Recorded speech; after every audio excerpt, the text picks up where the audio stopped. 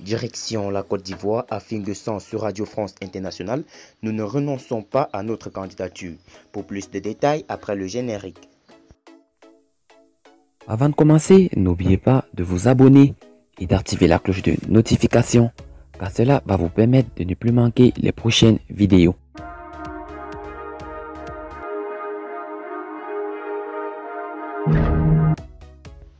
Pascal Afiguesson, président du Front populaire ivoirien, a rassuré de la volonté de l'opposition politique à participer au prochain scrutin présidentiel. Dans l'entretien accordé aux médias français RFI ce jeudi matin, l'ancien Premier ministre a précisé que l'opposition politique ne renoncera à rien, ni à notre candidature, ni à la désobéissance civile.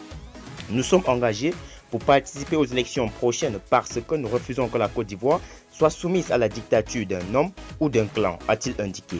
Toutefois, précise-t-il, l'opposition n'ira à cette élection qu'à la seule condition qu'elle se tienne dans un cadre consensuel et crédible.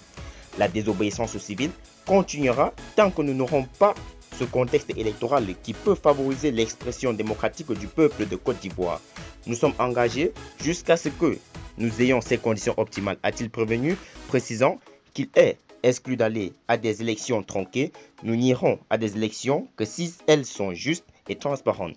Ce qui veut dire que les élections n'auront lieu que si les conditions sont réunies, s'est-il voulu clair. Au sujet du mot d'ordre de désobéissance civile lancé fin septembre par Henri Konan Bédié, chef de file de l'opposition, le député de Bongouanou a tenu à rassurer que cette démarche politique de l'opposition ne s'inscrit aucunement dans une logique insurrectionnelle. Nous ne sommes pas dans une logique insurrectionnelle. Si nous utilisons le terme désobéissance civile, c'est parce que nous plaçons ces manifestations sous le signe de la paix, sous le signe de la légitimité des citoyens de ce pays à dire non lorsque le pouvoir en place veut imposer son hégémonie, a expliqué l'ancien Premier ministre ivoirien. Ce mot d'ordre, a-t-il expliqué, a pour objectif de contraindre le président Dramane Ouattara à l'ouverture d'un dialogue inclusif définissant de façon consensuelle le cadre juridique et institutionnel de la tenue de cette élection. Notre démarche, c'est d'amener M. Alassane Ouattara et le RHDP à la table des négociations.